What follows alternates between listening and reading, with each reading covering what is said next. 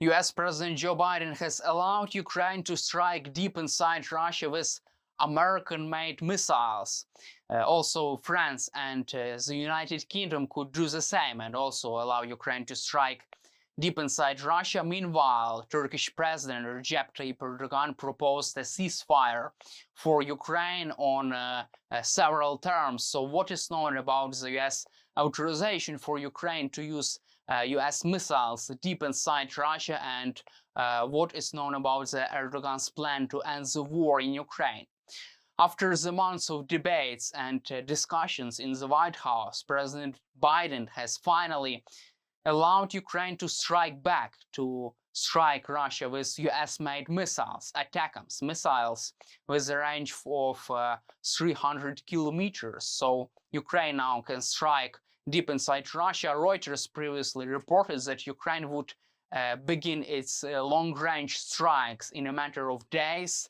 Lots of Russia's ammunition depots and centers of recruitings and human resources, Russia's war resources, would be damaged by Ukrainian missile strikes. Also, according to the New York Times, President Biden has allowed Ukraine to strike deep inside Russia and target all Russia's military installations in the Kursk region of Russia.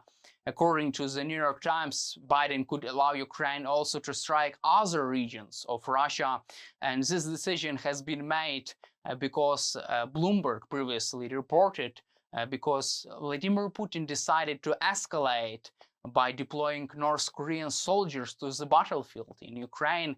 According to Bloomberg, 100,000 North Korean troops will be deployed to support Russia's war effort against Ukraine. That's why President Biden has finally allowed Ukraine to strike deep inside Russia with ATACMS systems. However, military experts are not confident that this move can dramatically change the course of the war. However, it will provide Ukraine with additional support, and it will help Ukraine to better defend itself inside Russia, inside the Kursk region of Russia, and it will help Ukraine to deter another Russia's attack. Previously, we have heard some reports that 50,000 North Korean and Russian troops are moving forward the border of Ukraine. They can attack Ukrainian forces in the Kursk region, and later, in case of success, they can even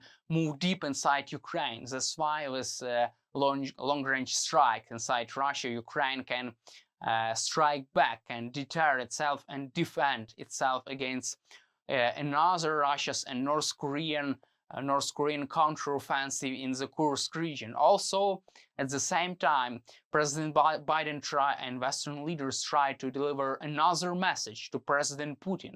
Do not deploy more North Korean soldiers to the Kursk region to Russia, because if you continue this escalation, we will then provide Ukraine with another weapons and will allow Ukraine to do even more stuff, more things on the ground, and we will allow Ukraine to strike even more deep inside Russia with Western-made weapons. Meanwhile, the Kremlin reacted to this development. They said that it would be a big escalation. However, Kremlin denies this fact that it's illegal war against Ukraine. However, it's illegal and barbaric war against Ukraine, and Ukraine have a moral and legal right to defend itself, to strike Russia deep inside Russian territory, because Russia continues to wage illegal war against Ukraine. Meanwhile, German Chancellor Olaf Scholz held a phone call with Vladimir Putin. After this phone call, Scholz said that Vladimir Putin would not be ready to end the war in Ukraine. German Chancellor Olaf Scholz is confident that Vladimir Putin is not yet ready to end this war in Ukraine on appropriate terms. And it is interesting that American and Western leaders allow Ukraine to strike deep inside Russia after this phone call between Olaf Scholz and US President Joe Biden and German Chancellor Olaf Scholz and Russian dictator Vladimir Putin. It is possible that during this conversation, Olaf Scholz said that stop the war against Ukraine and settle this. And if you would not do that, we will allow Ukraine to strike deep inside Russia with Western-made weapons. And it seems like this could happen during this phone call between Olaf Scholz and Vladimir Putin. And after this phone call, after the US made this decision, Russia retaliated with a missile strike on Ukraine, one of the largest since the beginning of the full-scale war. And today we have seen a report that the US has finally allowed Ukraine to strike deep inside Russia with Western-made weapons. Also, this decision has been supported by European leaders, and we will also analyze further developments regarding this matter. And Reuters also reported that Ukraine will begin its first long-range strikes on Russia in the nearest future, in the coming days, in the matter of days and weeks. Also, Turkish President Recep Tayyip Erdogan proposed a ceasefire for Ukraine. He proposed to freeze the conflict, to create a demilitarized zone, and to stop Ukraine, enable Ukraine to join NATO for 20 years. Recep Tayyip Erdogan said that he is proposing a ceasefire in Ukraine. He is also proposing deploying another forces, international peacekeepers, to the demilitarized zone along the front line in Ukraine. Also, Ukraine would be banned from joining NATO for 20 years, and Recep Tayyip Erdogan will discuss this proposal on a G20 summit. However, Kremlin's spokesperson has already reacted to this, and Vladimir Putin refused to this, declined this proposal from Turkish President. Kremlin said that they are not ready for a ceasefire, and this is a big indication that Vladimir Putin does not want Ukraine to survive, to have peace. Vladimir Putin wants to conquer the whole of Ukraine.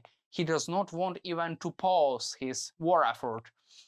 He does not want Ukraine to live peacefully. He does not want Ukraine to have the possibility to survive and to have a peace settlement of this war. That's why Vladimir Putin is not ready for a peaceful settlement right now, according to his spokesperson Dmitry Peskov. It is interesting that Donald Trump has proposed similar plan to end the war in Ukraine with freezing the conflict, demilitarized zones, and it seems like Vladimir Putin will refuse and will decline even Trump's plan to end the war, and this could lead to a big confrontation between Vladimir Putin and Donald Trump. And let's hope that Donald Trump will go after Vladimir Putin and will put more pressure on Russia, as it is in the President Zelensky plan, to end this war on appropriate terms, put more pressure on Russian dictator Vladimir Putin to force him to negotiate with Ukraine in a good faith, because